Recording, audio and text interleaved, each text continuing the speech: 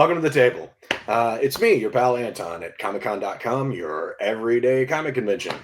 We are here to talk about a title that I am super stoked for Arcana Royale. This book is sick, and it is penned by none other than the king of calamity, the master of modern horror, Cullen Bunn. He's here with us today. What's up, dude? Hey, Anton, how are you? I'm doing all right. You're the eyes without a face. I love that. Yeah. Quite on, right? So we are here to talk about Arcana Royale, which is the cover alone of this book is one of the most striking things I've seen on a comic cover in a minute. It is fantastic. It's this big. I'm sure it's floating on your screen right now, those of you who are listening. But it's this goat-headed sort of dealer at a card table, and there's bells hanging from these giant horns that look like they come from some sort of like esoteric ritual. It's super sick. That guy's name is Valerio. He's a big time player in the world of Arcana Royale. Well, tell us about the world of Arcana Royale, my friend. So Arcana Royale, and I'll be honest, I have no idea where I came up with this thing, where it spawned from, except at one time I was kind of writing out my own set of tarot cards. Like I was designing, or not designing, I'm not an artist, but I was writing down descriptions of different tarot cards with different major arcana, different suits. And at some point I thought to myself, what if there was a card game that was played like this with these cards? And then that gave me this idea that there was what if it was like the World Series of Poker, except the game was played for the fate of for all of reality hangs in the balance of this game.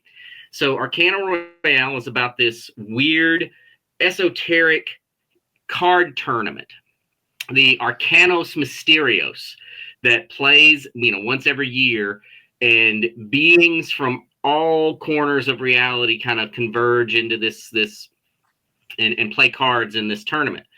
And this group of ordinary humans finds a card hustler named Hudson Tremaine. She's gotten kicked out of every casino in Vegas. They find this card sharp, and they say, hey, we're going to teach you this game, and we want you to go win it so that we can control reality for a change. Right now, all of these demons and these angels and these creatures are controlling reality, but humans want a chance. So Hudson enters this tournament, playing this bizarre card game with strange rules and strange repercussions in reality that she's out to try to win, to get a chance at some control for the first time in her life. And that's kind of a cool, fantastic parallel between like her trying to gain control of what's going on in her everyday, and then humanity as a sort of a general trying to gain control of the web work of what's going on. It's kind of I kind of feel like everybody can relate to this feeling of it's out of control. I have no control of what's happening around me. The wheels are turning, and hopefully I don't get ground up between them. And this is sort of a fantastic approach to seizing the power for yourself. Definitely taking the reins back from forces that may not have your best interests at heart. I can see that being a theme that resonates. The sort of Damocles sort of hanging above your head. Now, what other, you mentioned angels, you mentioned demons, you mentioned sort of otherworldly beings. Is this like a whole multiverse that's kind of coming to the table to play this card game, or? Yeah, it's a really unusual mix of creatures. I mean, there are demonic figures, there are evil clowns. I think sometimes when I describe, because there are scenes where you're seeing dozens of players playing at one time, and I kind of described to AC Zamudio, the artist on the book. I kind of just made like a list of like the kinds of creatures that might be seen in this tournament, and it's things like and here's a werewolf with camera lens eyes, and here's a robot, here's a Zoltan the Mystic machine that has somehow come to life, and here's a gigantic sock monkey. There are lots of bizarre creatures playing this game. That's awesome. And like, so it's always this tarot version of sort of like, is it like poker? It's a card game that's sort of set up in this tarot space. Are there other versions of the game that have happened before, or is any of that alluded to? Oh yeah, we allude to the fact that the game has been played many times and will continue to be played many times. The card game is it's obviously inspired by poker in terms of how it's played, but when it comes to Magic, the weird thing about Magic is it's always changing. That's the nature of Magic. So even as some people who have played this tournament in the comic many times, as the game starts to mutate in front of them, there are surprises ahead, things that no one expected, because the game itself is in many ways the game itself is another player, is like this hidden player who's shifting the rules and changing things as it goes along.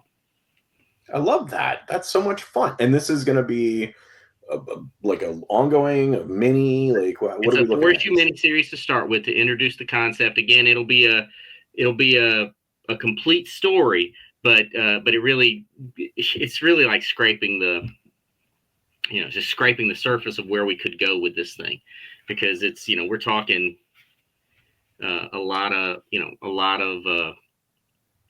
crazy elements that could be brought in to expand it and really show different things. I mean, like I said earlier, I created a deck of cards for this thing. There are cards. I created Major Arcana, I created the suits, and then AC, because she's crazy, decided to illustrate them all, which was not necessary it was not necessary to illustrate them for the game or for the comic. There are times, obviously, where a card is played and I describe it, but she just did all of the cards have been illustrated. And I feel like each of the cards tells a story and opens it up to in different opens up different avenues of storytelling for it.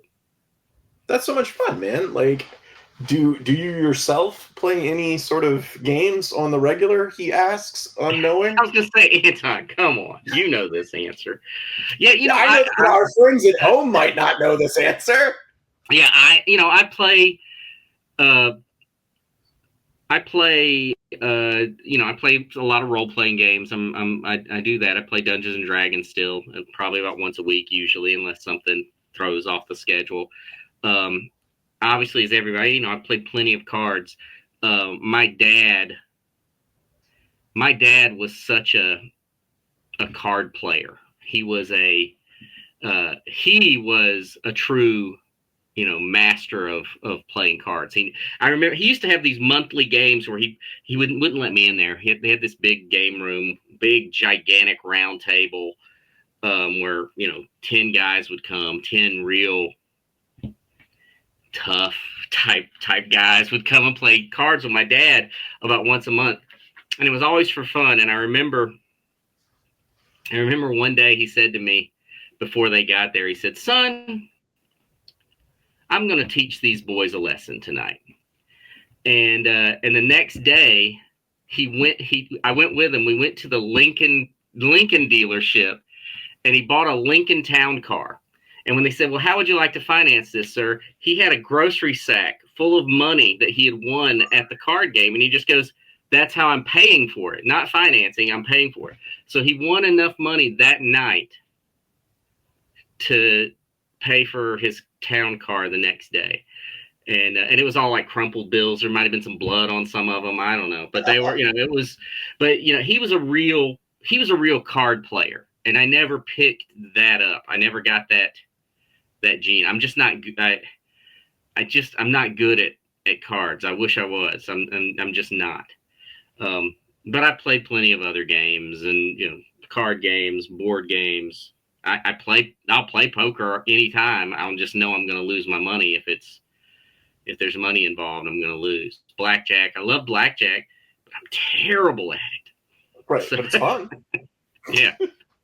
So if you had to play one game to decide the fate of reality, and thought you could have a pretty good chance of winning, what game would you pick to play? When I was a kid, we used to play this game where we'd flip quarters at the wall and see who could get their quarter the closest to the wall. And if you got your quarter closest, you would win your opponent's quarter. I was pretty good at that game. I think that'd have to be it. I just flip a quarter to the wall and see. But I haven't played that game in decades, so I'd hope I'd get some practice time in before that happens. I'm sure any Mephistophelian entity that was going to orchestrate such an ordeal would probably give you at least an hour to practice. It'd be fun. Yeah, I think that's the one I play, though. I mean, I can't think of any other game of chance or of skill I used to be good at darts, but I haven't played darts in years either, so probably not darts. So not darts. Definitely not cards. The game of let me just run and hide hide and seek. I would hide and seek it all day long. I would hide and seek it all day long because I know I could hide from a monster or some demonic entity that was going to destroy the world. I mean, just imagine people watching that game, though. Imagine the spectation. Don't hide there, you idiot! You know, because you got to balance it. Do I hide where no one would think any idiot would hide there, so they don't even bother checking? I hide in plain sight, or do I really go for broke and hide like in some bizarre contortion required spot? This is. I like this idea. Yeah, hide and seek, though. I think I could hide and seek it pretty well. I appreciate it. I appreciate a good game of hide and seek. The fate of the world, if it ever needs to be decided by a game of hide and seek, we know to call Cullen Bunn. That makes the most sense to me. Before we wrap, I don't think anybody, first of all, should call me for any fate of the world scenarios. Put someone else in charge. Well, because you don't know if you're getting me on a good day or a bad day. Because on a bad day, I might just say, screw it. Who cares? Just let it fall. Just let it go. I'm sorry, so the book is out in April, right? We're looking at an April release. Awesome. Yes. So pre-orders now. You can get it at your local comic shop. Any comic shop can pre-order it for you.